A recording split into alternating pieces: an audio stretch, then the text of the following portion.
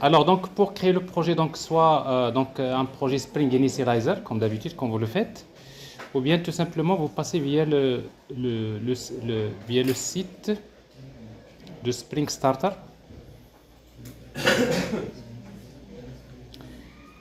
Donc ici,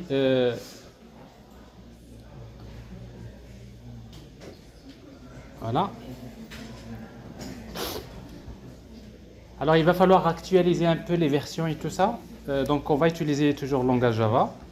Alors la version c'est la 2.7.3 qu'on va utiliser au niveau de Spring.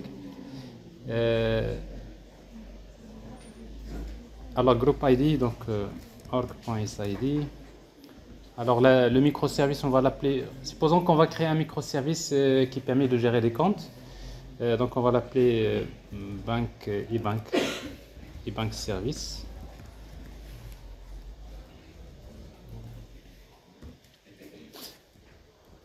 Account service, bank account service.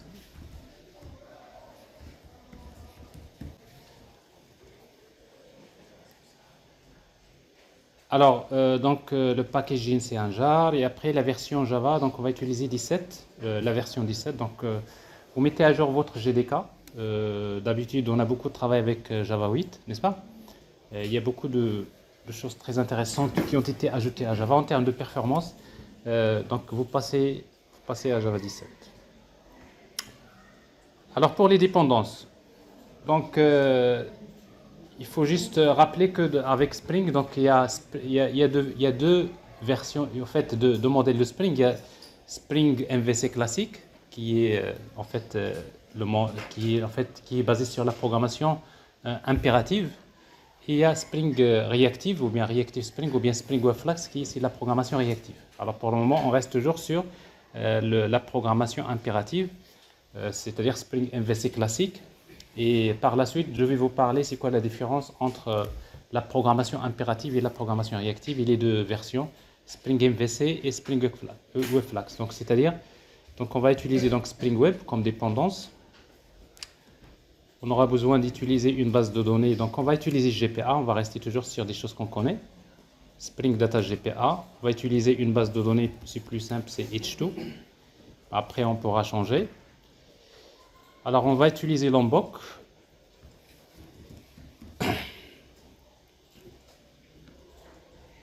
Alors pour le moment, c'est les choses dont on a besoin. Normalement, avec ça, on peut créer un REST controller, on peut créer tout ce qu'on veut, en tout cas l'essentiel. Il y a d'autres dépendances qu'on peut ajouter, mais du moment qu'on veut également tester le GraphQL, c'est l'occasion pour vous de savoir comment l'utiliser. Donc on va ajouter une dépendance GraphQL. Spring GraphQL. Mais il faut juste noter que Spring GraphQL, c'est un module en fait, qui a été intégré à Spring à partir de la version 2.7, 2.7.0. Donc ce qui fait que ça suppose que ici donc on utilise bien la 2.7. Donc Spring for GraphQL. Alors ça c'est le projet créé, on va générer. Donc il faut créer un fichier .zip. Alors ce fichier .zip, on va le mettre quelque part et on va l'ouvrir avec votre IDE préféré. Alors ici donc pour rester dans c'est bon ça. Alors je vais, pour ne pas me perdre un petit peu dans les dossiers, donc je vais créer un dossier que je vais appeler N7 Projects. Alors j'ai le .zip extraire ici et j'ai le projet Maven qui est là. On va l'ouvrir avec l'IDE.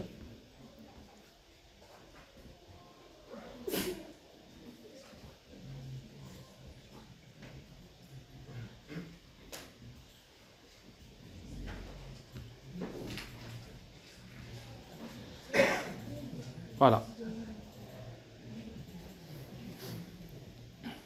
Alors bien sûr, vous pouvez faire toujours Spring Initializer. Alors ça, vous le faites souvent parce que parfois, il y en a ceux qui utilisent une version IntelliJ Community et après, bon, vous n'êtes pas censé forcément installer tous les plugins, mais c'est toujours important de savoir comment créer le projet des deux façons, soit Spring Initializer ou encore start.spring.io.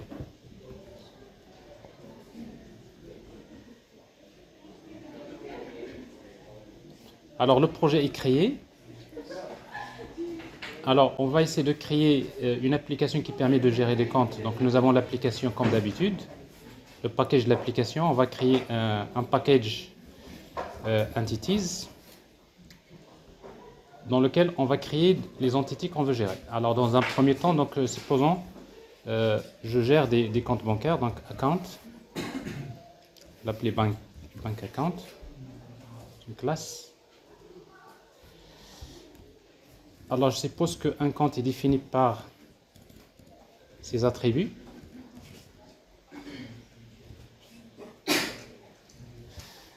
Alors le ID de type string, par la date création de type date,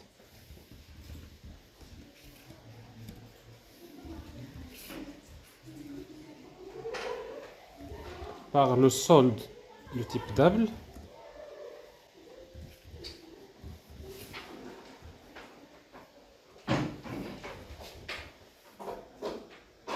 par voilà,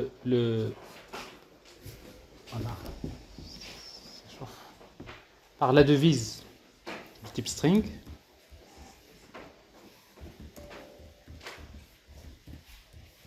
et par le type du compte.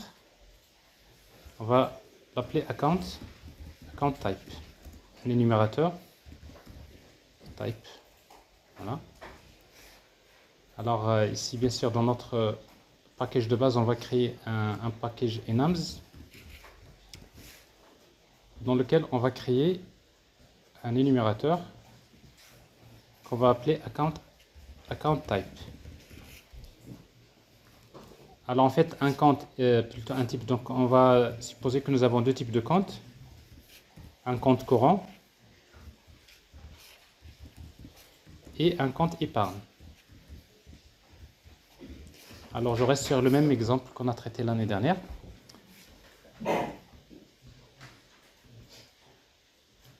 Alors ça c'est account type, on va l'importer.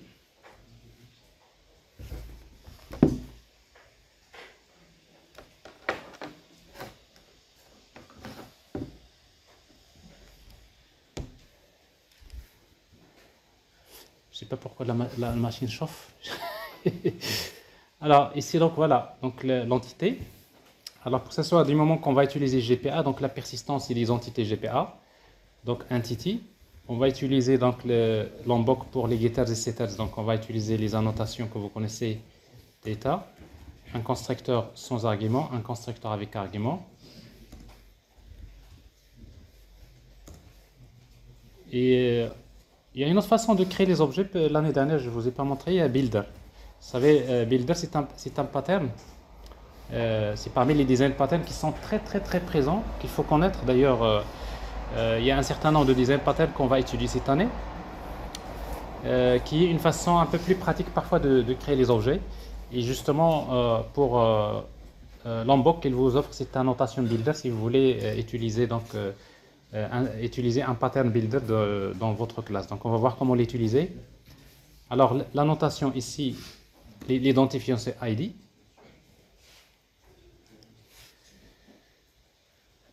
Alors ID, donc c'est fait. Alors pour le moment on va laisser comme ça. Alors on va utiliser Spring Data GPA. Donc on va créer les repositories dans un package qu'on va appeler repositories.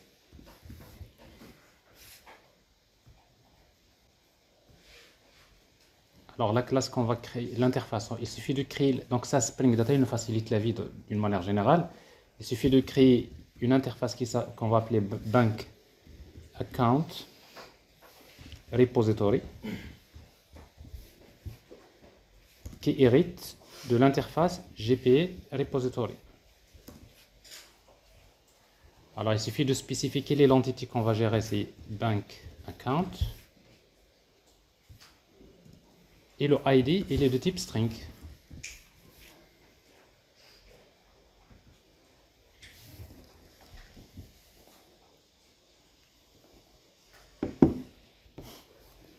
Voilà, alors ça c'est plus rapide. Alors ici, nous avons l'entité GPA. On va faire un premier test donc dans l'application. C'est les premiers tests que vous faites d'habitude, on va les faire.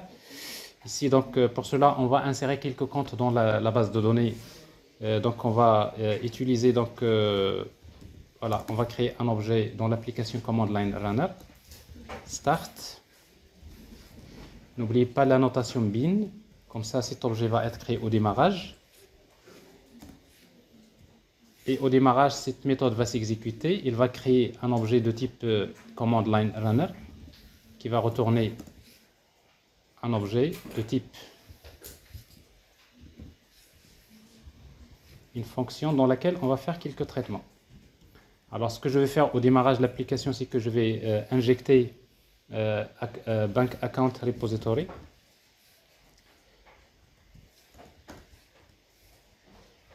Et je vais ici donc d'ajouter des comptes. Alors pour ajouter des comptes, donc on va faire juste, on va ajouter quelques comptes. Donc on va faire une boucle comme ça. For i égale à 1 ou 0 jusqu'à 10. Donc on va créer un compte. Alors donc vous avez maintenant trois façons pour créer un compte. Bank account. Alors bank account. Alors vous pouvez utiliser new bank account. Donc ça c'est un constructeur par défaut, n'est-ce pas? Vous pouvez utiliser un constructeur avec paramètres, donc ça vous savez le faire. Mais cette fois-ci on va utiliser le builder. Le deuxième c'est utiliser, c'est bank account, c'est la classe bank account point, et vous appelez la méthode builder.build.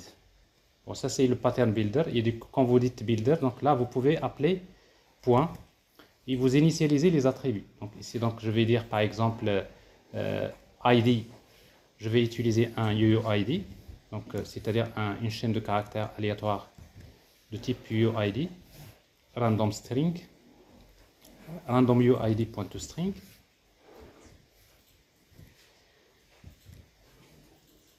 Donc le type, ça peut être soit courant ou épargne, donc je vais utiliser mat.random. S'il est supérieur à 0,5, je vais initialiser le type à account type point, par exemple current account. Sinon, je vais initialiser saving account.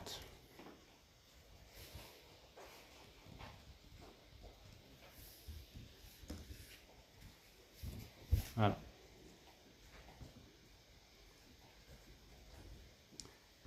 Alors point balance.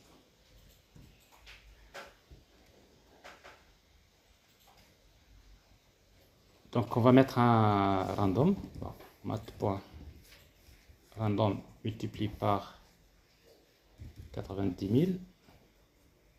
On va mettre un minimum de 1000 plus ça. On va initialiser également donc created at, c'est la date système. Normalement tout ça c'est quelque chose qui se fait dans la couche service, n'est-ce pas? Initialiser les attributs, mais pour le moment on n'a pas de couche service, on va juste faire un exemple. Et après l'attribut qui reste c'est quoi? C'est currency. Alors ici par exemple je vais créer tout ça, c'est avec voilà, on dira.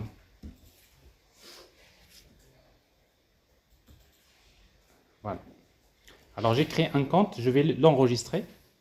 Alors pour cela, donc, je vais utiliser bank account repository .save bank account. Alors c'est donc je crée dans ma base de données des comptes. Alors avant de faire le premier test, je vais paramétrer donc ma base de données avec Spring Data Source URL. C'est JDBC H2 in memory database même, et après la base de données je vais l'appeler par exemple account DB. Ça c'est pour le microservice. Alors aussi donc je vais activer la console de H2 console enabled true, et le port du microservice, parce qu'après à un moment donné on va démarrer plusieurs microservices, donc je vais utiliser 8081. Alors ça, c'est le premier test à faire.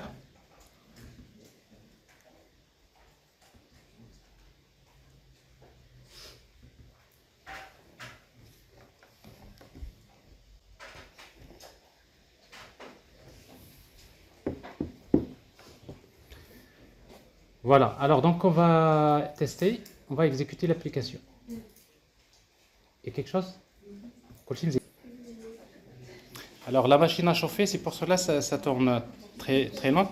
Mais il faut la chose importante, c'est qu'au démarrage d'une application, vous regardez toujours ça, le temps de démarrage. C'est combien ça? C'est 13 secondes, c'est énorme pour un microservice, démarrer en 13 secondes. Normalement, dans les conditions normales, maintenant, c'est là ce que je vous disais, le boot d'une application Spring, ça peut se faire avec 1 seconde, 2 secondes, pas plus, 5 secondes, 4 secondes. Quarkus, il fait un peu mieux, le boot. Mais vous devrez savoir une chose, c'est qu'il y a un moyen de créer ce qu'on appelle des applications natives. C'est-à-dire, si vous voulez que votre microservice, qui est un jar pour le moment, si vous voulez que ce soit une application native, il faut utiliser GraalVM. Alors GraalVM, c'est une solution de IBM. Ça, il faut le noter. GraalVM. GraalVM. Ça, c'est des choses que vous devrez connaître également parce que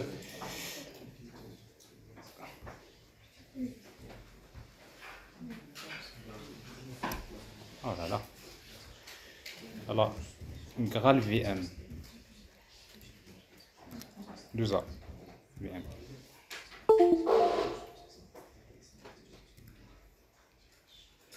Alors en fait, GraalVM, donc c'est une solution qui permet, en résumé, sans rentrer dans les détails, c'est une fois que vous avez le jar généré,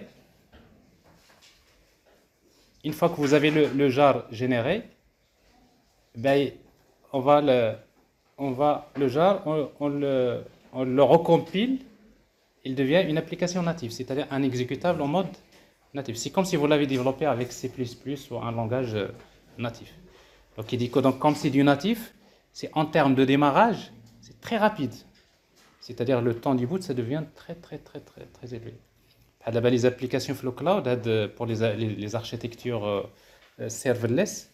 Donc on a besoin que ce temps de démarrage soit très rapide. Donc c'est-à-dire GraalVM, c'est une solution universelle. C'est une machine virtuelle universelle. N'importe quelle application, quelle que soit la technologie, il peut vous la ramener en mode natif. Donc vous voyez que nous avons natif. Maintenant on est en train de revenir encore sur le natif, parce que c'est vrai, Flow Cloud, si vous êtes dans des architectures d'entreprise, il n'y a pas de problème, mais quand vous êtes Flow Cloud, notamment pour les architectures serverless, le temps de démarrage des microservices, c'est coûteux. Mais en tout cas, ça c'est entre parenthèses. Alors ici donc, normalement dans les conditions normales, le temps du boot de votre application microservice, de version en version, vous allez voir qu'il se réduit. Spring, à chaque fois, c'est là où il améliore un peu les choses. Bon, là, c'est parce que la machine a chauffé, donc c'est 13 secondes, c'est trop, ouais, c'est vraiment trop.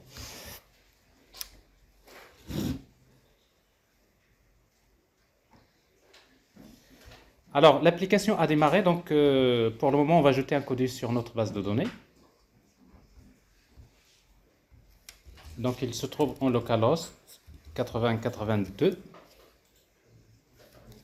slash quoi? Itch to console. C'est 8081 slash itch to console. Alors, la base de données, c'est AccountDB.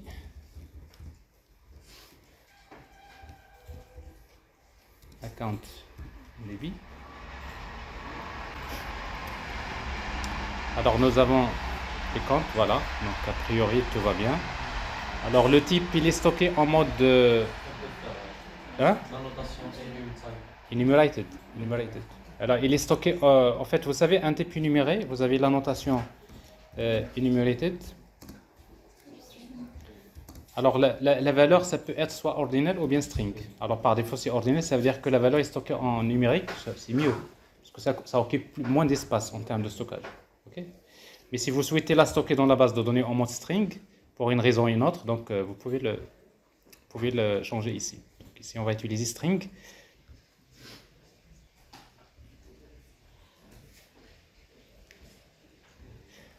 Alors sur cette partie-là, il n'y a pas de question. Je pense que c'est des choses que vous avez l'habitude de faire. Alors maintenant, on voudrait exposer. Donc ici, voilà, saving account, current account, etc.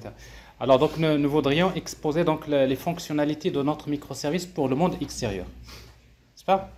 C'est-à-dire connecter le microservice, permettre à d'autres microservices, à d'autres front-end d'accéder au microservice. Donc là, on a le choix d'utiliser, de passer via soit les web services basés sur SOAP, donc WSDL, REST, quoi d'autre? GraphQL, et gRPC. Tout ça, c'est en mode synchrone. Donc, ces 4 technologies, il va falloir les pratiquer cette année. Donc, sur ce microservice-là, j'aurai l'occasion de vous montrer comment créer les 4 connecteurs. C'est-à-dire SOAP, REST, GraphQL et gRPC. Et comme ça, vous saurez c'est quoi la différence entre les différentes technologies, quand est-ce qu'on utilise l'une ou l'autre. Alors, dans un premier temps, on va commencer par celui que vous connaissez, c'est REST. Alors, pour cela, donc, on va créer un package web.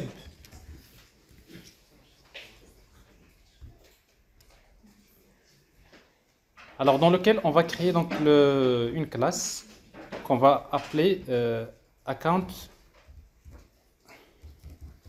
REST controller. Alors, généralement, les connecteurs, c'est des contrôleurs, c'est des... Alors, ici, comme c'est un web service RESTful, on va utiliser directement REST controller. Donc, on aura besoin d'injecter pour le moment la couche repository, parce qu'on a besoin d'accéder à la base de données. Et pour faire l'injection des dépendances, donc je vous rappelle que vous utilisez AutoWired, ce qui est déprécié, ou bien vous faites l'injection. Le meilleur, c'est de faire l'injection via le constructeur, c'est-à-dire vous ajoutez un constructeur avec paramètres. Alors ça, c'est pour le service. Alors ici, donc, j'ai besoin de consulter dans un premier temps les comptes, une liste de comptes. Donc on va créer une REST API, liste de comptes.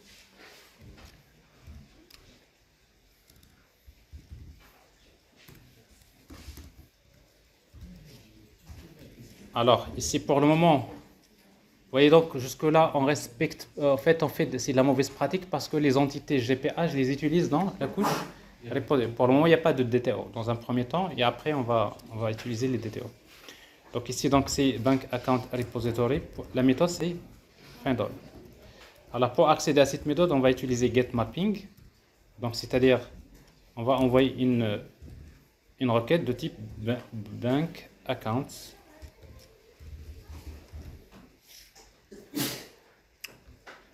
Alors ici, donc, dans REST, la norme, il ne faut pas l'oublier, c'est que si l'entité s'appelle par exemple Bank Account, alors l'URL c'est Bank Accounts en pluriel.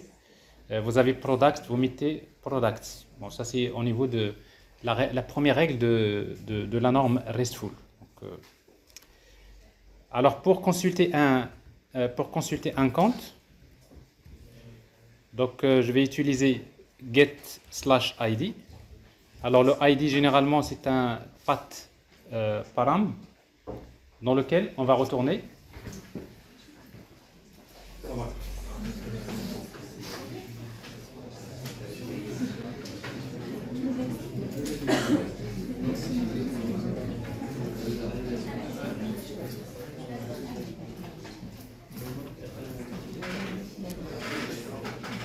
alors donc pour consulter un compte, donc on va retourner un compte.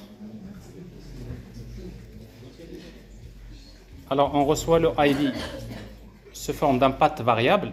Alors ici donc ça vient avec le path, le ID. Donc avec Spring, on utilise la notation path variable pour indiquer comme quoi c'est un paramètre qui va être récupéré à partir du path.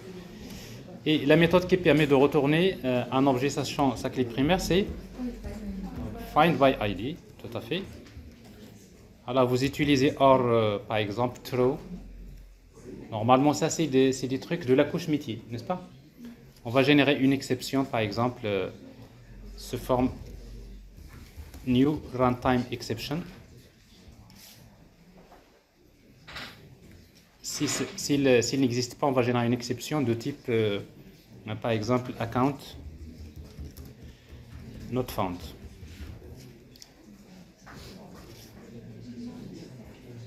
Encore, vous utilisez string .format account pourcentage %s not found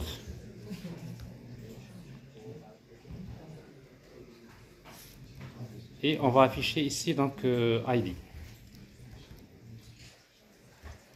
Voilà. Format. Alors ça c'est pour consulter un compte, consulter une liste de comptes. Ok.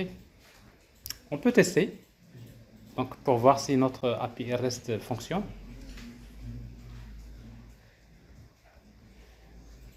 Alors pour tester donc on fait localhost 8081 / bank accounts. Alors j'ai les deux comptes, donc il n'y a pas de problème. J'ai les données par défaut en format JSON.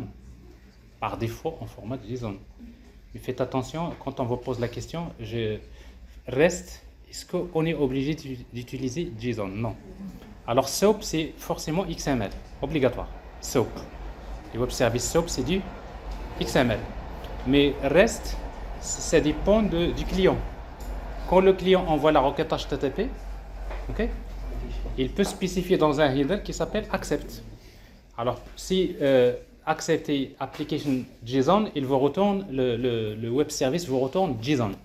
Si vous mettez application XML, il vous retourne le résultat en format XML. Donc, c'est-à-dire dans REST, le client, c'est le client qui envoie la requête qui choisit quel format qu'il veut. Mais généralement, c'est JSON qui est utilisé. Ok? Alors JSON, XML, c'est pas bon parce que c'est verbeux, ça occupe plus d'espace. JSON, c'est les mêmes données, on peut les transmettre avec un espace plus faible, ça occupe moins d'espace, n'est-ce pas? Et après, par la suite, vous allez voir que GraphQL lui-même, il utilise JSON, le retour. Mais après gRPC, vous allez voir, il a créé un protocole qui s'appelle, il utilise un protocole qui s'appelle protocole buffer, protobuf, qui est encore beaucoup plus réduit que JSON. Donc c'est-à-dire si vous voulez vraiment être dans les performances d'échange de données, protocole buffer qui est utilisé par gRPC, c'est plus réduit. Mais après on verra, parce qu'en fait gRPC n'est pas souvent utilisé pour la partie front. N'est-ce pas? Vous l'utilisez pour communiquer entre les services back-end, ça c'est très pratique. En front, on reste toujours sur JSON. JSON, c'est intéressant. Alors ça c'est pour un compte. Alors c'est pour consulter la liste des comptes. Alors pour consulter un compte, on va mettre bank account / ID. Donc vous voyez ici, donc ça marche, pas de souci. Alors pour ajouter un compte, donc on va ajouter un autre REST API, une méthode qui permet d'ajouter un compte. Alors, pour cela, on va créer une méthode qui permet de retourner un objet bank account qu'on va appeler save. Il reçoit en paramètre bank account. OK. Et on va utiliser post. Alors, les normes REST, pour ajouter, on utilise post. Bank accounts. Alors, il faut indiquer que les données de la requête plutôt les données de bank account, il va les récupérer dans le corps de la requête en format JSON. Donc, on va utiliser quelle annotation? Request body. Alors, j'ai un compte, je vais l'ajouter tout simplement avec bank account repository.save bank account. Alors, pour faire le update, on va utiliser une requête avec put. Donc la notation put mapping, toujours /bank account /id. Donc on veut mettre à jour un compte qui existe déjà. Donc on spécifie le ID du compte. Alors ici, donc, je vais l'appeler update. Ici, on va recevoir deux paramètres. Le premier, c'est string ID. Et le deuxième, c'est les données du compte à mettre à jour. Alors ici, on va utiliser path variable. Donc on voudrait mettre à jour un compte qui est censé exister déjà, n'est-ce pas? Donc il faut d'abord le chercher, n'est-ce pas? Et pour le chercher, vous utilisez bank account. Bon, ça c'est une façon. Donc bank account égale bank account repository point find by ID. Alors la même chose ici, vous pouvez utiliser or else true. Il génère une exception par défaut. Vous pouvez mettre le message comme ça, c'est toujours pratique. Alors j'ai le compte, etc. Mais après, je vais le compléter par les données que je reçois ici. Donc c'est-à-dire que je vais mettre quoi? Je vais utiliser account.set à quoi est égal balance. C'est bank account.get à quoi est égal set created. Alors set created add, bon, je suppose que c'est la date système. Même si je ne l'envoie pas, c'est la date système, n'est-ce pas? Alors normalement, ça c'est des trucs de la couche métier qui fait ce travail. Mais pour le moment, on n'a pas créé de couche métier. .set type. Donc c'est bank account.get type, etc.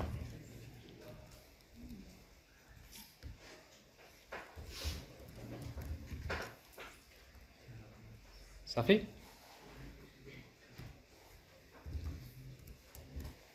Get currency. Alors on peut faire ça. N'est-ce pas? Là, il y a quelque chose d'important. Parce que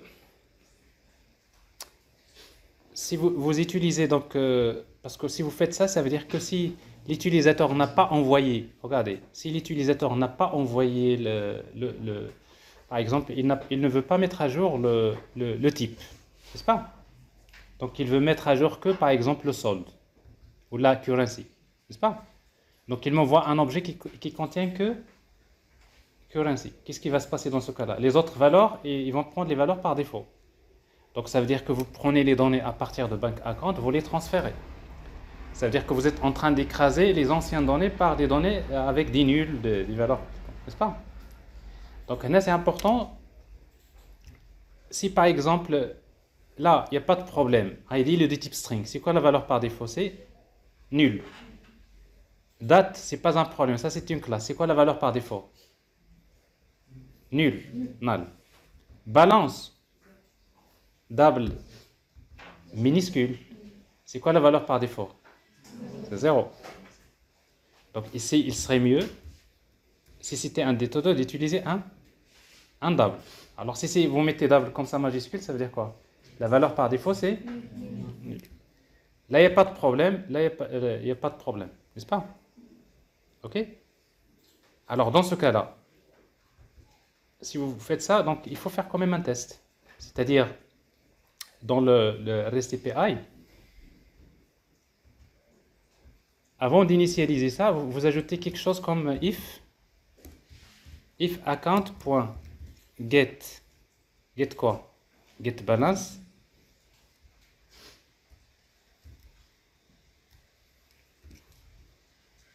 est différent de nul, n'est-ce pas?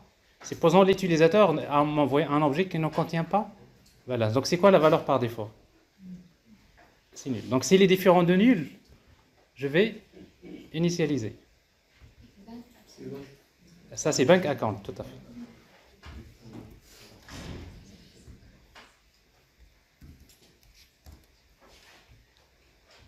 La même chose, si l'utilisateur n'a pas envoyé la date,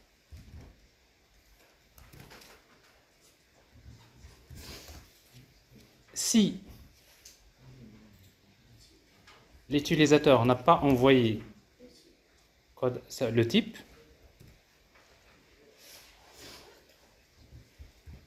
si l'utilisateur n'a pas envoyé currency, je sais. Alors si vous faites la méthode comme ça veut dire que cette méthode-là, update, il peut faire, il fait ce qu'on appelle put et patch, parce qu'en fait la mise à jour dans le reste, il y a put. Put c'est quoi? C'est modifier tous les attributs, n'est-ce pas? Alors patch, ça veut dire que vous modifiez que les attributs qui ont été envoyés dans la requête. Alors si vous faites ça, c'est-à-dire là vous réglez un petit quelque chose. Alors après, par la suite, tout ça c'est des choses qui peuvent être réglées par exemple, si vous travaillez avec modèle mapper ou des outils des mappers, on fait des choses comme ça. Mais c'est bien de noter.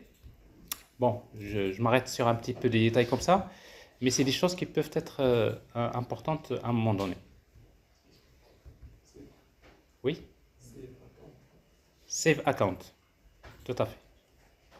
Alors j'ai tout ça, et après, à la fin, qu'est-ce qu'on va enregistrer? C'est account. C'est pas bank account, c'est account. Je le retrouve dans la base de données, je le modifie. Je modifie que les données que j'ai reçues, et je fais update. Je n'ai pas compris la condition. Pourquoi la condition nous indique que c'est la priorité? Ok, Anna, j'y arrive. Anna, je vais t'expliquer quand on va tester et je te réexplique, d'accord? Comme ça, tu vas comprendre. C'est plus simple de comprendre après. Tu me reposeras la question tout à l'heure. Et après, la dernière, c'est delete. Je fais copier-coller.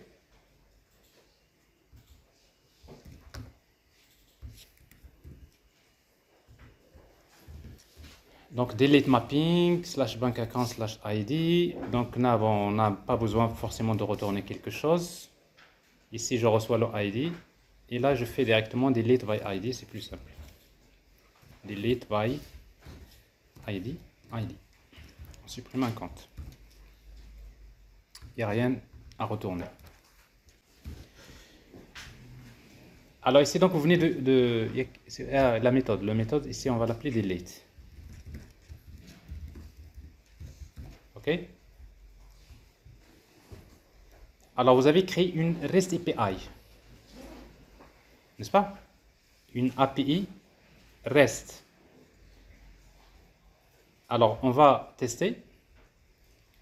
Alors, pour tester donc les méthodes post, put, delay, ça vous savez, donc il vous faut utiliser un outil comme Postman, par exemple. Alors, Postman ou autre outil, donc c'est toujours important de l'avoir et de l'utiliser.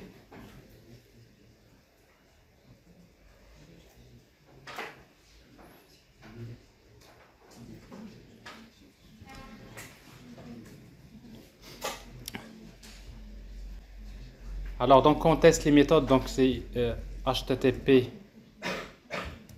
localhost 8081 / bank accounts.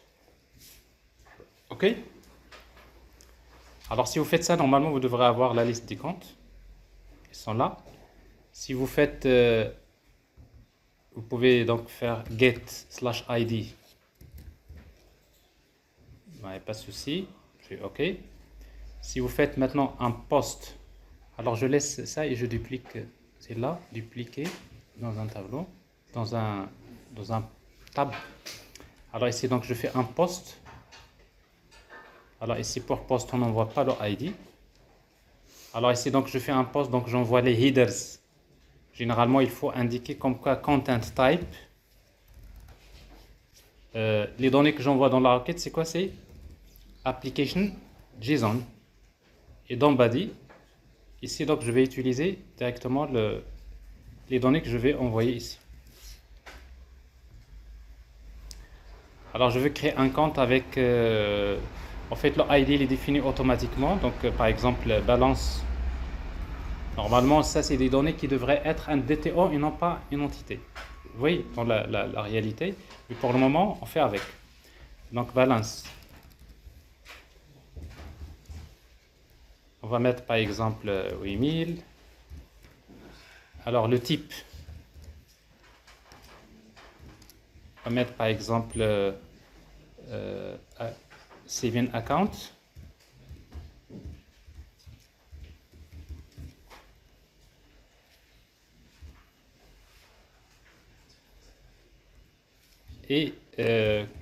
currency. Vous voyez là, on est en train de tester. On est censé connaître comment s'appellent les attributs, n'est-ce pas? On est censé connaître. Donc après, je vais parler de la documentation d'une API RESTful, notamment avec Swagger. Donc ça fait partie des bonnes pratiques, on va l'utiliser. Ah ben c'est pour le moment, je vais utiliser par exemple un compte en euros. J'envoie les données. Alors ici donc a priori donc le compte a été créé. Bon non, il y a 500, il y a une erreur interne. Pourquoi? Alors ID, on n'a pas généré auto. Donc c'est-à-dire que ce que nous avons fait ici, dans notre REST controller, dans la méthode save, ici on suppose qu'on reçoit le ID. Alors ici donc si on suppose qu'on ne reçoit pas le ID, donc ici on va utiliser bankaccount.set ID et on va dire, on va lui donner. Vous pouvez faire s'il est différent de nul. Comme ça, ID .toString. C'est-à-dire si on envoie un compte sans ID, on le génère automatiquement, n'est-ce pas? C'est ce qui s'est passé maintenant parce que je n'ai pas envoyé le ID. Donc ici l'objet est créé bank account. C'est quoi la valeur par défaut? C'est nul. Donc ici je fais par exemple if bank account.getID, c'est les différents de quoi? C'est les nuls, égal. Ouais. C'est l'égal à nul, ça veut dire bon, je suis obligé de le faire. Normalement ça c'est des trucs, c'est le métier, c'est la couche métier. Mais là c'est juste pour tester. Vous avez quelque chose qui, en tout cas, qui marche comme ça.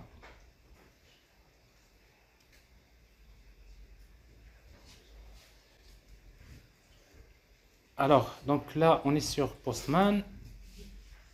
Donc ici, si j'envoie, je crée un compte. Là, il l'a créé avec un ID qu'il a généré. Vous voyez donc la date, je ne l'ai pas envoyé. Bon, c'est nul. Balance. Bon, a priori, vous avez compris le principe. Alors maintenant, si vous faites le put, par exemple, je voudrais mettre à jour ce compte-là. Donc vous faites slash. Et je voudrais mettre à jour, par exemple, de currency. Donc je ne veux pas toucher balance. Je ne vais pas toucher le type. Je voudrais juste envoyer, par exemple, ici, par exemple, currency, par exemple, USD. Donc j'envoie. Vous voyez, il me retourne le compte. Donc j'ai changé ça, mais il n'a pas touché les autres, n'est-ce pas? C'est parce que j'ai fait ce test. Si je n'avais pas fait avec le test, eh bien, il va écraser par les valeurs par défaut. Tu as compris maintenant pourquoi if? Parce que vous avez envoyé juste un. Exactement, je n'ai pas envoyé les autres. Voilà. Alors donc vous avez update jusqu'à présent. Bon, avec ça, vous avez une idée, c'est quoi un web service RESTful? Maintenant, mon microservice, il peut communiquer avec le monde extérieur via une REST API. Ok? Alors maintenant, aussi dans la pratique, REST API, il n'est pas documenté. Alors la meilleure façon pour documenter les API REST, les services généralement, ils sont documentés. Avec REST API, on va utiliser ce qu'on appelle la documentation Swagger. Alors avec Spring Boot, pour pouvoir utiliser la documentation en fait Swagger d'une REST API, bon, il suffit d'ajouter une dépendance. Alors cette dépendance s'appelle Spring Boot Open API.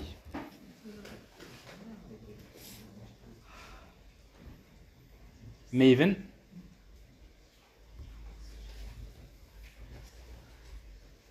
Alors je prends la version et je prends cette dépendance là et je vais l'intégrer dans POM XML.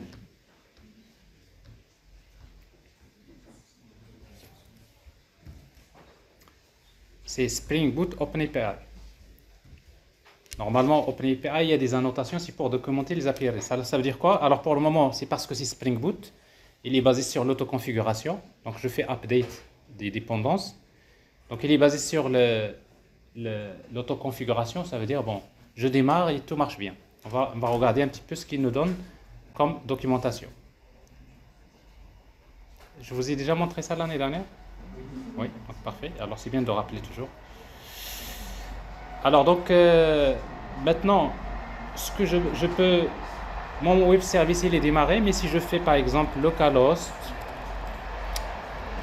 8081 slash swagger UI .html,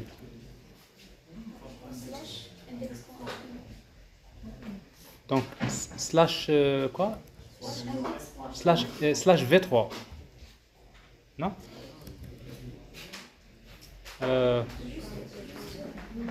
Juste après le Swagger UI slash index.html.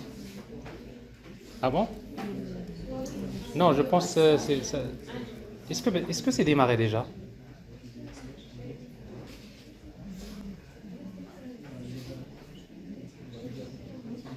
Alors je démarre. Normalement, si vous mettez swagger UI.html, il redirige vers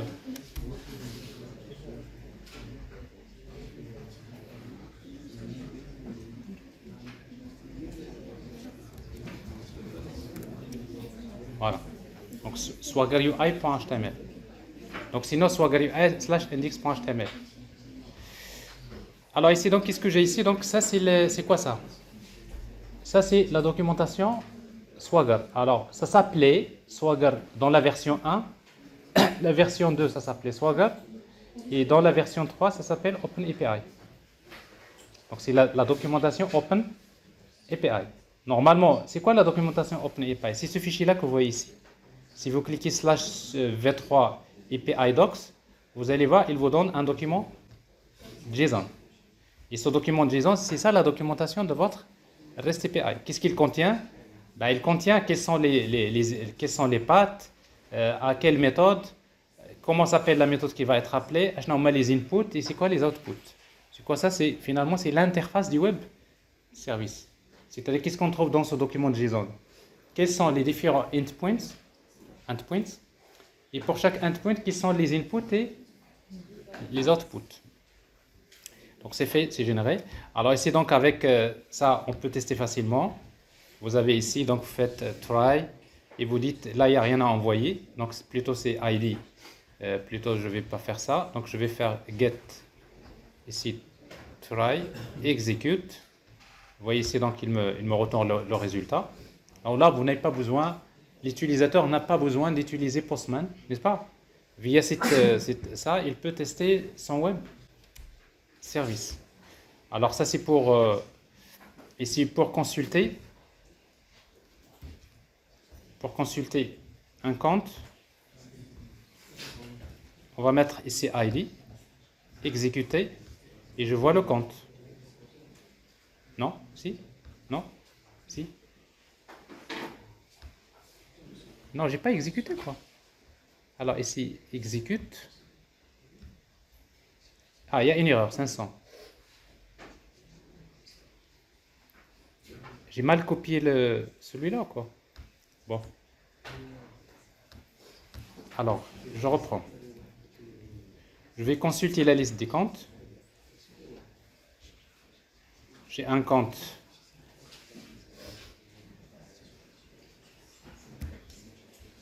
J'ai ici.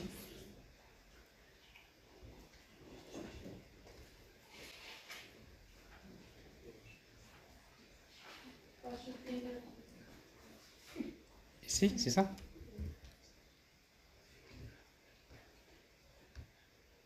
Voilà. Alors après, donc vous faites put, delete, etc. Donc vous voulez ajouter un compte, vous faites post. Alors il est ce post-là. Il devrait être en bas. Alors je fais post, par exemple, essayer. Alors je vois déjà le schéma de mon objet que je dois envoyer. Normalement, ça c'est le schéma des DTO que vous allez envoyer. Et après, vous dites donc le ID. Alors ici, donc dans notre cas, si j'envoie un ID, par exemple, je crée un compte CC1. Ça veut dire c'est moi qui précise le ID. Donc il va le prendre. Si on ne le précise pas, il va générer un aléatoire. Bon, je crée la date. Je ne mets pas le date, donc par défaut, il va mettre la date par défaut. Balance. Ici, currency, par exemple, mad. Et après ici, voilà. Il connaît déjà qu'un type énuméré, il propose la valeur par défaut. Donc, ça vous permet de tester facilement. Donc ici, donc, le compte a été bien ajouté. OK?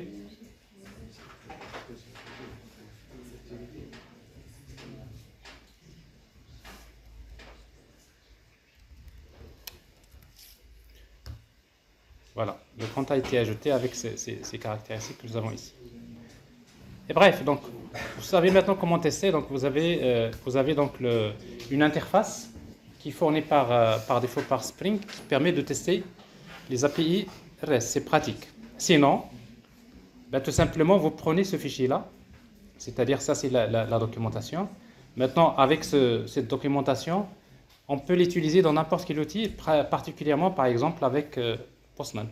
Et avec Postman, il suffit de dire importer.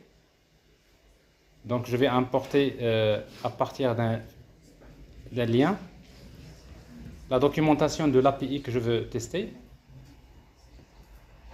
Il me génère voilà, un truc comme ça, import.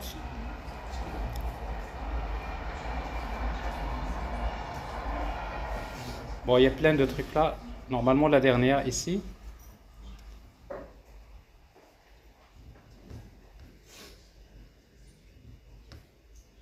Alors,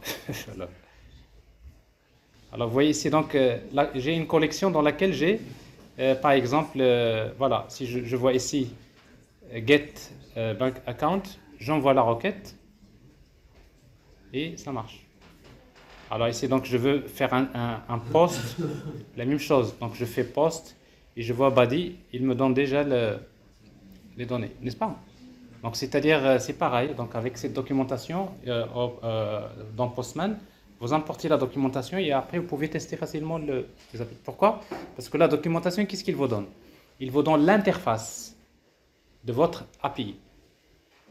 Et généralement, quand vous dites REST API, avec le API, ça veut dire quoi? Application Programming Interface. Avec API, ça veut dire il vous faut une interface. Ça veut dire que le client communique avec votre service via une interface. L'interface, c'est cette documentation que vous avez générée, elle est en format JSON. Pour les web services SOAP, c'est un fichier qui s'appelle le WSDL. C'est du XML. WSDL. Donc on va y revenir. Pour GraphQL, vous allez voir, il y a le schéma GraphQL Schema. Pour quoi d'autre? gRPC, vous avez ce qu'on appelle protofile. C'est un fichier en format proto. C'est un fichier texte également. Il a un format différent. C'est pas du JSON. C'est un format. Fkorba à l'époque c'était l'IDL. REMI, c'est l'interface Java. Parce qu'en fait, REMI, qu'est-ce qui appelle un service REMI? C'est une application Java. C'est-à-dire l'interface, c'est une interface Java. Donc c'est-à-dire le client, quand il veut communiquer avec un objet distant, il a besoin de son interface. C'est quoi son interface? C'est un fichier qui lui indique quelles sont les différentes méthodes qui se trouvent dans l'objet, et pour chaque méthode, quels sont les inputs et quels sont les outputs. C'est clair? Ça, c'est général pour toutes les technos. Alors ici, donc, on a vu comment faire le test. Donc, on a vu comment faire le test de cet API REST. Alors maintenant, ça, c'est une REST API. Maintenant, on n'a pas respecté les bonnes pratiques parce que normalement, il faut utiliser les DTO, il faut utiliser une couche service si vous voulez être dans les normes, n'est-ce pas? Mais il faut noter une chose, c'est que si vous utilisez, si vous avez besoin de créer une REST API, juste dans laquelle vous voulez faire ajouter, consulter, modifier, chercher, des choses comme ça, directement dans la base de données sans passer par la couche métier, alors vous devrez savoir que dans Spring, il y a ce qu'on appelle Spring Data REST. Alors Spring Data REST, si vous voulez l'utiliser, qu'est-ce qu'on va faire? On va juste ajouter dans la dépendance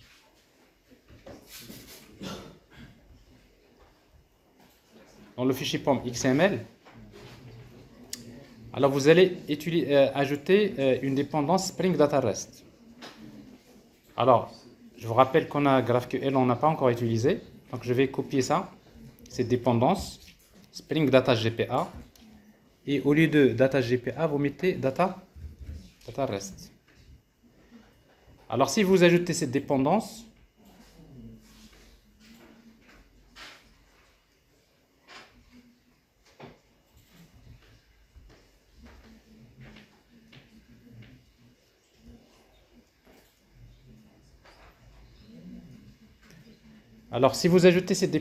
ça veut dire que finalement, qu'est-ce qu'il fait Spring? Ben, il va créer un web service générique. REST, un web service générique, qui peut fonctionner avec n'importe quelle entité. Donc finalement, mon REST controller que j'ai écrit, je n'ai même pas besoin de le faire. Alors comment? Donc il suffit d'aller vers le repository, ici, et vous ajoutez une annotation dans l'interface repository. Vous ajoutez l'annotation repository REST resource. Alors ça veut dire quoi repository REST resource? Ça veut dire que vous demandez à Spring, s'il te plaît, au démarrage, démarre-moi un web service RESTful qui permet de gérer quoi? Une entité de type bank account. Donc automatiquement, il va créer les get, post, put, tout ce que j'ai fait tout à l'heure, c'est fait par défaut. Alors maintenant, pour pouvoir tester, ce que je vais faire, donc je vais revenir à ce contrôleur que j'ai ici, donc je vais l'ignorer, ou bien je vais les mettre dans un autre endpoint différent. Donc je vais faire par exemple ici request mapping, je vais ajouter /API comme ça. C'est-à-dire pour accéder à ce web service, il faut que j'écris /API /bank account. N'est-ce pas? Alors je démarre. Alors ici donc vous allez utiliser quelque chose qui est fourni par Spring. C'est justement, ça s'appelle Spring Data REST. Donc ça c'est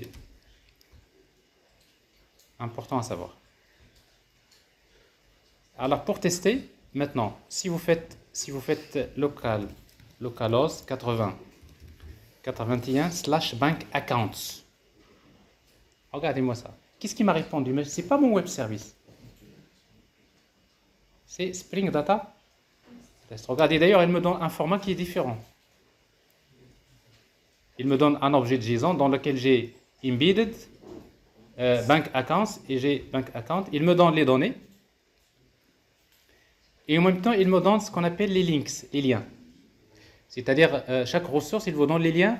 Supposons qu'un compte appartient à un client. Il me donne ici le lien qui permet de consulter le client de ce compte. C'est-à-dire, il vous donne les liens entre les ressources. Donc ça, c'est Spring Data REST. Si vous mettez par exemple, ici d'ailleurs, vous voyez, pour consulter ce compte-là, il faut aller vers cette... voilà. Si vous faites ça, il vous donne le compte. Vous faites post, put, delay, ça marche. Et là, c'est à peu près ce que j'ai fait tout à l'heure. Alors maintenant, si vous voulez utiliser... Donc vous avez ici combien de web services RESTful que vous avez ici? Vous avez deux. Il y a un que vous avez créé, c'est le REST controller. Pour l'utiliser, il faut utiliser quoi? /API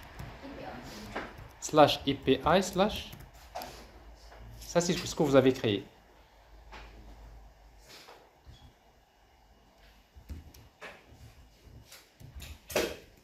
C'est ce que vous avez créé. Et si vous mettez directement c'est pas celui-là. Si vous mettez localhost 8081 /bank account tout court, ça c'est Spring Data REST. Alors par exemple, Spring Data REST par défaut il fait la pagination. Vous voyez, il vous renvoie pas tous les comptes. Si vous lui dites point d'interrogation page égale à 0 and size égale à 2, ben, il vous donne que 2 comptes, regardez. Il vous donne une page de compte. Il vous dit également le nombre de pages. Total elements, total pages, etc. N'est-ce pas? C'est de la pagination. Vous voulez trier, vous ajoutez encore sort, faites les choses. Vous voulez faire, il y a beaucoup de choses. Si vous ajoutez une méthode dans l'interface, repository, directement, on peut y accéder ici. D'accord? Supposons que vous décidez de créer une méthode dans l'interface Bank Account Repository de type, je voudrais consulter Find By. Alors, Bank Account. Je voudrais chercher tous les comptes. Find By. By quoi? By par exemple type. Ou la by par exemple currency. String. Currency. C'est-à-dire je lui donne currency, il me donne tous les comptes qui sont avec cette devise. Alors ici donc ici je devrais avoir toutes les mêmes devises. Donc ici donc je vais utiliser by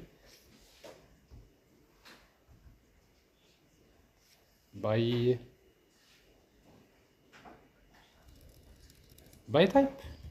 Voilà. By type. Donc ici directement account type. Alors ici donc j'ajoute une méthode dans l'interface.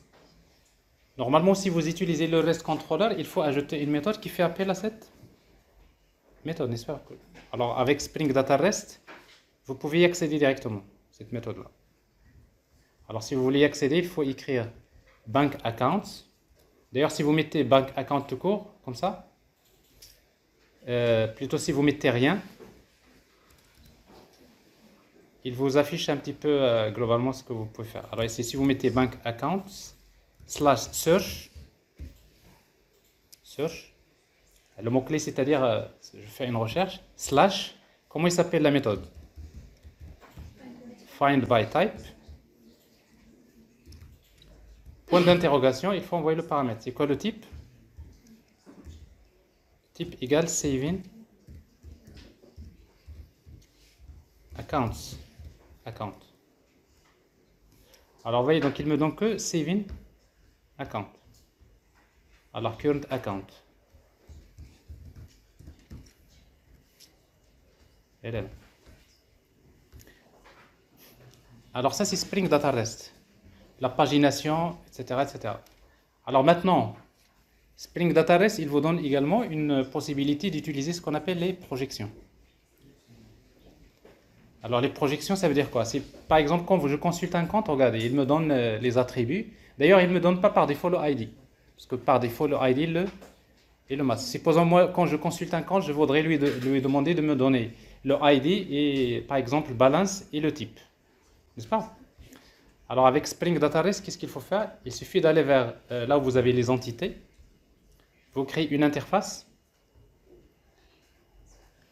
que je vais appeler account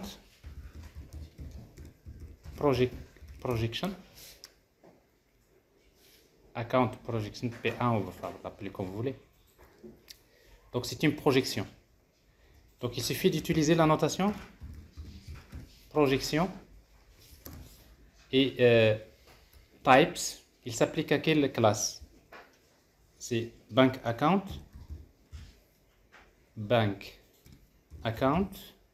point classe. Et après vous spécifiez dans l'interface quels sont les attributs. Donc j'ai besoin string get id. Donc ça c'est une interface. Et j'ai besoin du type account type get type.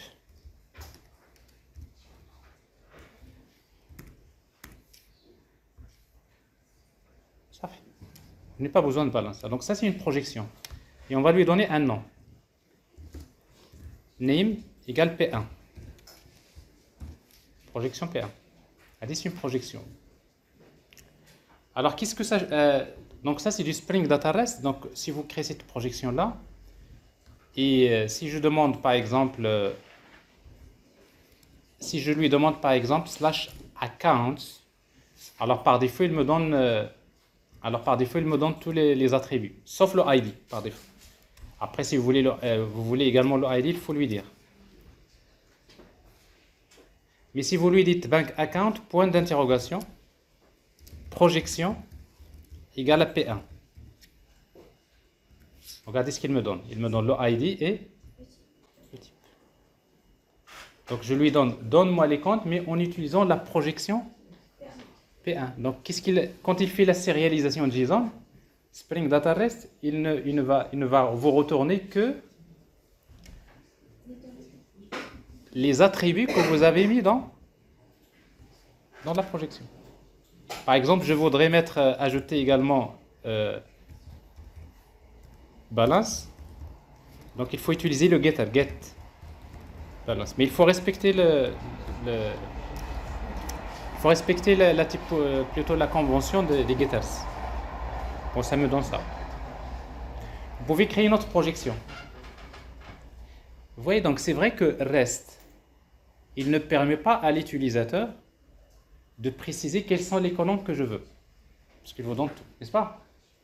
Mais avec le mécanisme de projection, je peux demander à un service, donne-moi le compte avec la projection P1, ou l'application mobile, je lui donne-moi le compte, mais avec la projection P2. Mais j'ai déjà préparé deux interfaces, projection P1 et projection P2.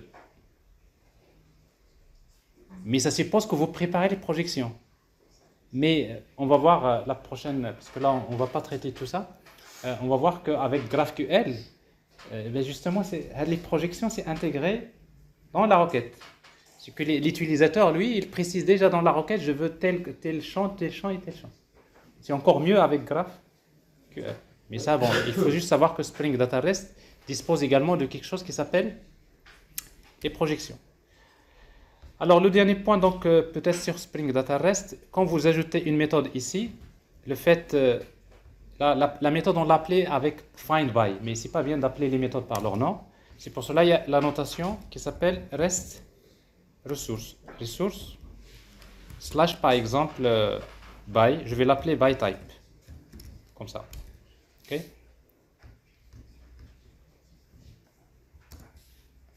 Alors path égal by type. Ouais, le paramètre type, je ne veux pas l'appeler par type, je veux utiliser la notation param. T. Alors le fait d'ajouter ces annotations, tout simplement, quand je fais la recherche,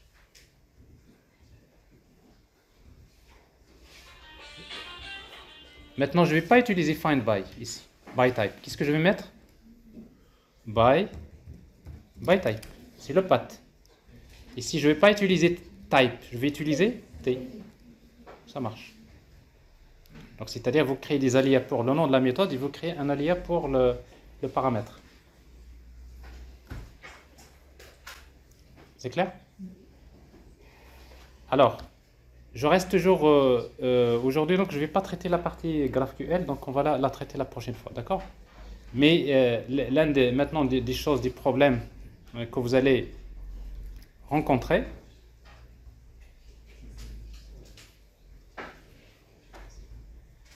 déjà ici jusqu'à présent on n'a pas respecté la norme. Maintenant on veut être dans les normes, n'est-ce pas? J'ai encore 10 minutes. Alors pour être dans les normes, il faut quoi? Il faut utiliser les DTO et il faut utiliser la couche service. Alors pour cela, donc on va créer la couche service. Dans la couche service, alors je crée un package service dans lequel généralement la couche service, donc vous créez une interface et une implémentation. Donc ici, bank, je l'appelle account service. Alors supposons que dans account service, je vais juste ajouter une méthode. Je veux ajouter un compte. Par exemple, l'ajout d'un compte normalement, ma chère, ajouter un compte bancaire, ce n'est pas envoyé vers la base de données. Il faut passer par le processus métier. Il faut vérifier c'est le client, etc. Il y a des règles métiers qu'il faut vérifier. Donc ça veut dire, j'ai ici donc, je vais créer une méthode qui permet de retourner quoi? Alors généralement la couche métier, donc je vais l'appeler add account. Il va me retourner à la fin bank account, une classe de bank account, response TTO.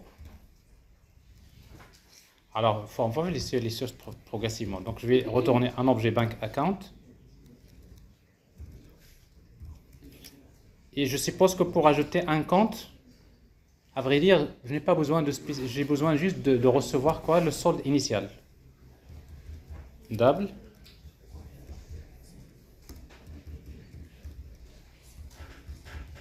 Initial balance. J'ai besoin de spécifier le type.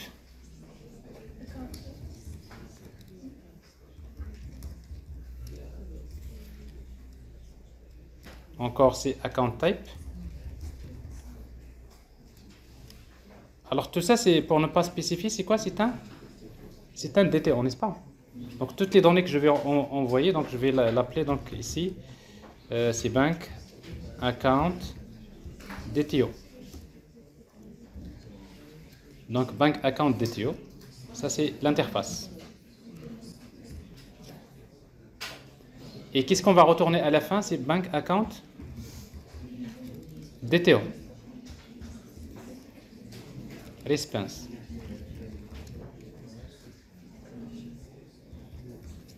Alors ça, on va l'appeler request DTO, si vous voulez être dans les normes. La response. Alors maintenant, dans votre application, il y a encore une autre classe que vous allez créer dans le package DTO. Vous allez créer un package, new package DTO, dans lequel on va créer ces classes. On va les mettre dans le package DTO. Ça c'est pour la première et ça c'est pour la deuxième.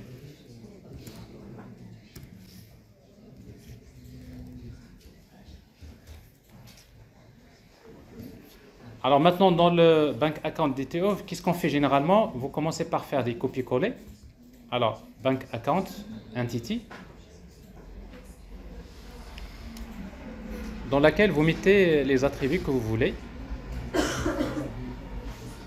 Alors ici donc DTO. Alors pour request, alors vous supprimez les annotations GPA. Alors vous dites pour request, pour créer un compte, bon, je n'ai pas besoin d'envoyer le ID. On est d'accord? Je n'ai pas besoin d'envoyer la date, parce que c'est la date système. Et voilà, donc je peux le laisser comme ça. Alors ça c'est un énumérateur, il n'y a pas de souci. Alors ici donc vous ajoutez juste les annotations, data, un constructeur sans argument, un constructeur avec argument et builder si vous voulez. Alors pour response, maintenant quand j'enregistre un compte, j'envoie la réponse. Et la réponse c'est quoi? Ben, je vais quand même envoyer le ID. Je vais envoyer la date de création, balance, c'est-à-dire je vais garder tous ces attributs en response. Et la même chose ici. Alors response DTO, donc c'est la notation ici. Data, no. Alors c'est quoi ça?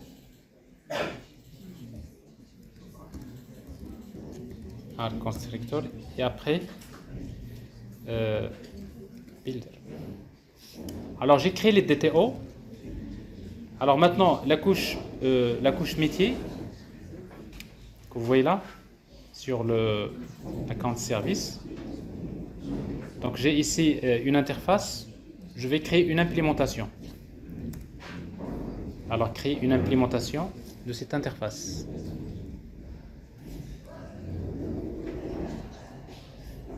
Voilà, implémenter l'interface. Alors pour le moment, l'interface contient une seule méthode.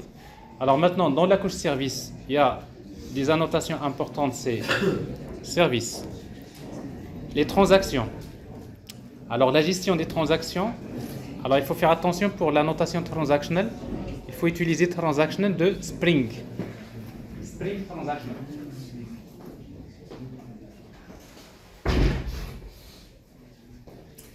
Alors le fait d'utiliser donc la notation Spring Transaction, ça veut dire que toutes les méthodes sont transactionnelles.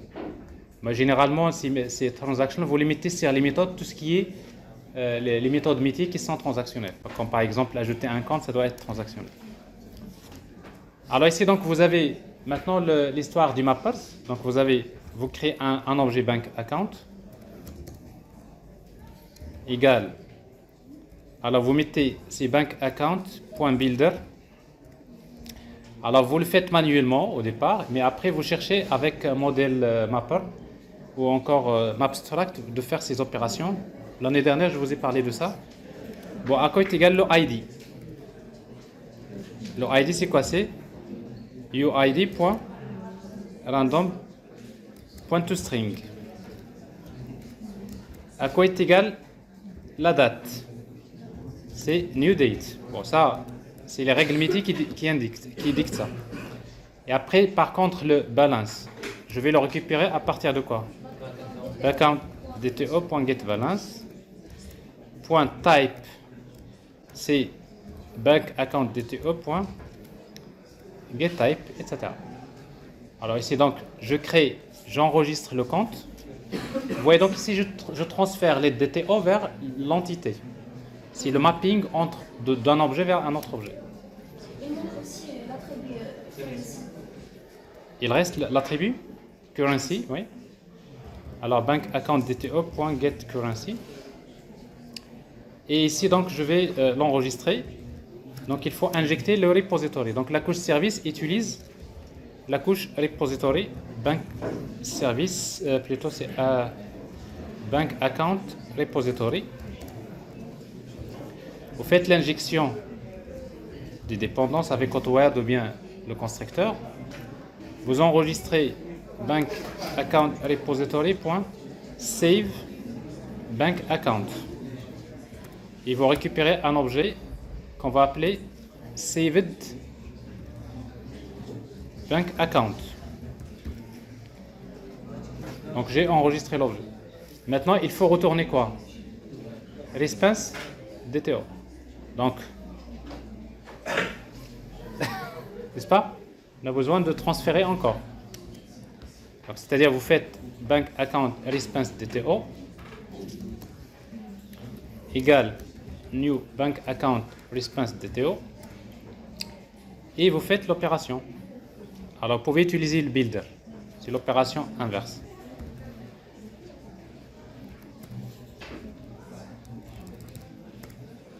On va transférer les données. À quoi est égal le ID? C'est saved bank account.getID. Le type, c'est saved account.getType. .created at saved account.created at. .type, j'ai déjà fait. .currency.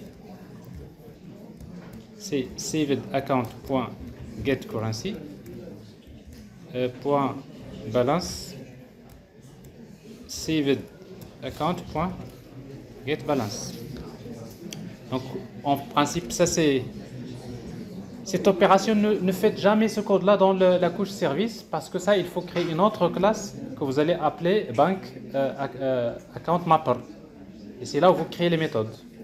Vous créez une méthode, vous lui transmettez un objet account, il vous retourne account response DTO. Et vous faites l'inverse. Parce que c'est des codes qui vont se répéter dans votre code. Okay. Ici, qu'est-ce que je vais retourner? C'est bank account response DTO. Vous voyez donc la couche service. Ici, le code métier, c'est une ligne. Vous voyez, donc le métier là, d'ailleurs, on n'a pas fait même pas le test, parce que le code métier. Mais ce code-là que vous voyez là, c'est quoi? C'est le mapping. Je mappe les DTO vers les autres. Ça fait partie des bonnes pratiques. Alors si je fais ça, maintenant je change dans mon contrôleur. Donc rest controller. Donc la méthode save. Donc qu'est-ce qu'il va retourner? Response DTO. Et qu'est-ce qu'il va recevoir comme input?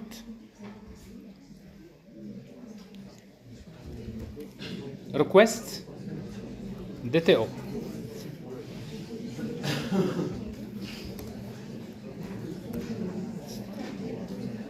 Alors ici donc if. Alors là on n'a plus besoin de ça. Ça c'est une règle métier.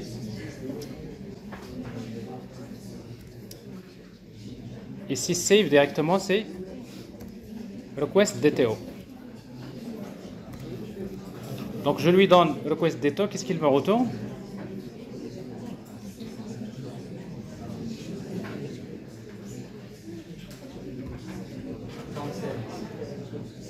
Alors ça c'est... Ah non, c'est pas ça.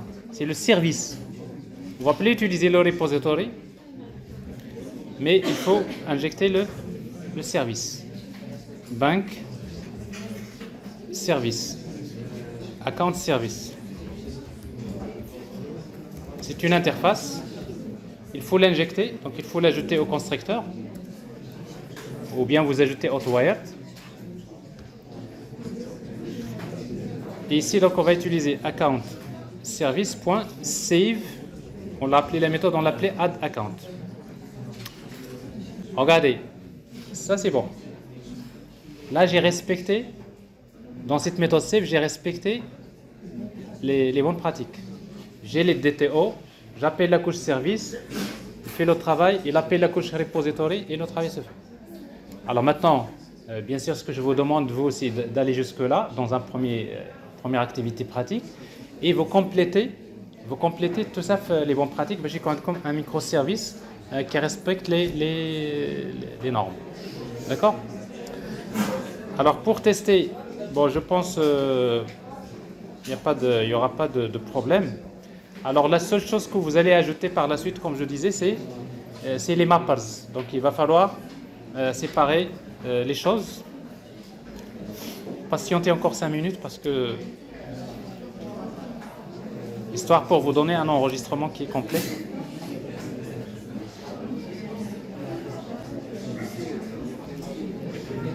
Donc ici, j'ai la documentation, il n'y a pas de problème. Si je fais post,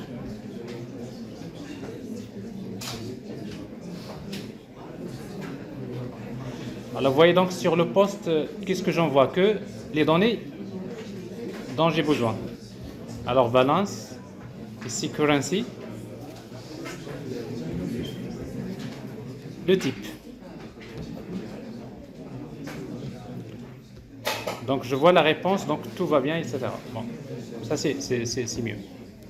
Alors comme je disais, le dernier point, c'est dans votre pour respecter les normes, il vous faut ajouter un package que vous allez appeler mappers, dans lequel vous créez une classe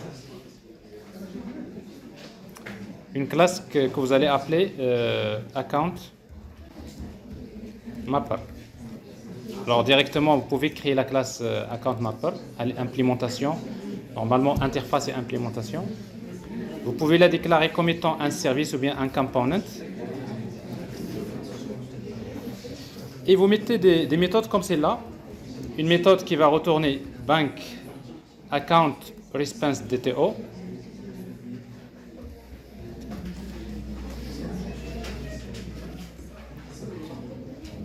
From bank account. Et qui reçoit un objet de type bank account.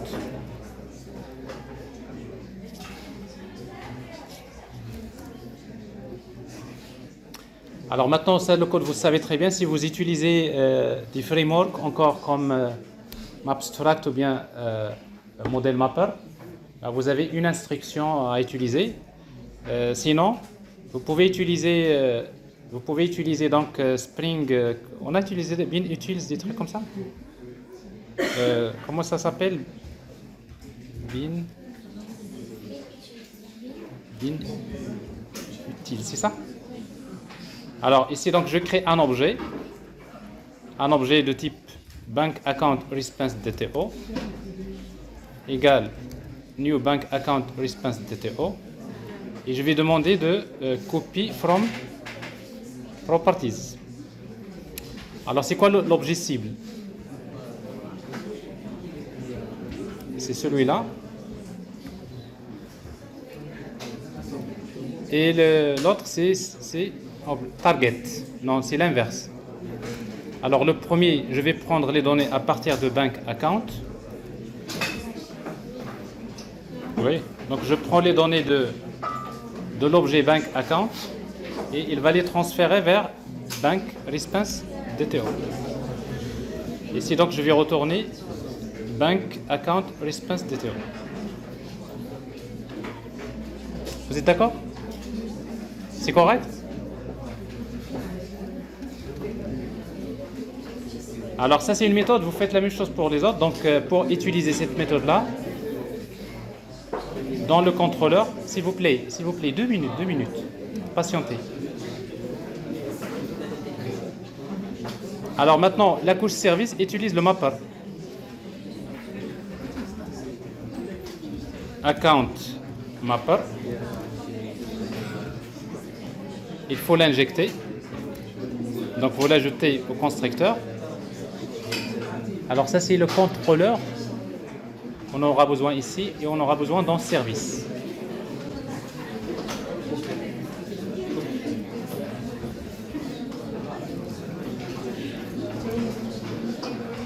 Donc c'est account mapper.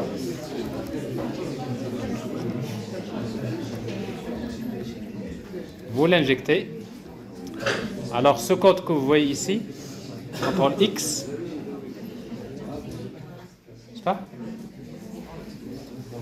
On va le remplacer par quoi? Par account mapper.from saved bank account et ça nous retourne un objet de type bank account response DTO. Donc ici, donc, j'appelle une méthode qui me retourne l'objet. Et là, je vois dans mon métier tout ce qui est le mapping entre objet et objet, ça doit se trouver dans bank account response DTO.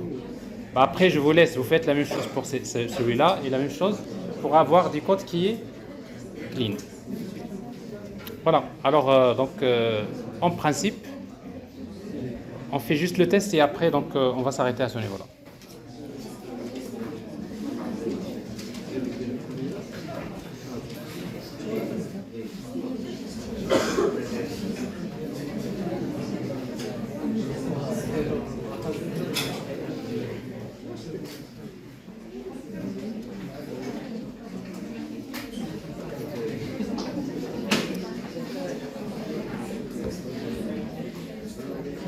Alors vous avez le poste, on va essayer avec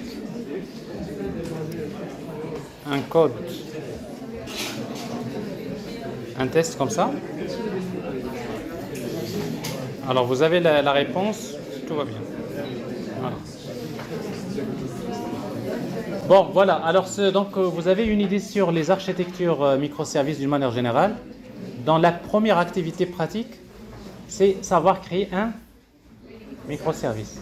Et s'il y a une seule entité, bon, la prochaine fois, donc, je vais vous parler justement des autres connecteurs, notamment GraphQL et SOAP, parce qu'il faut savoir la différence entre SOAP, GraphQL et notamment REST.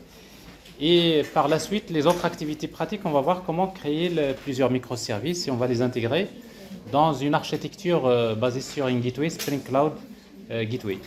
Voilà. Une photo.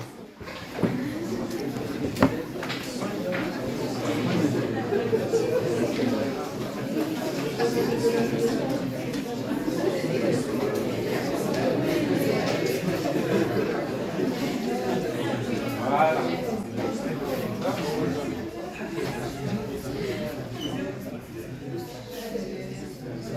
Voilà les présents. Sourire. Voilà.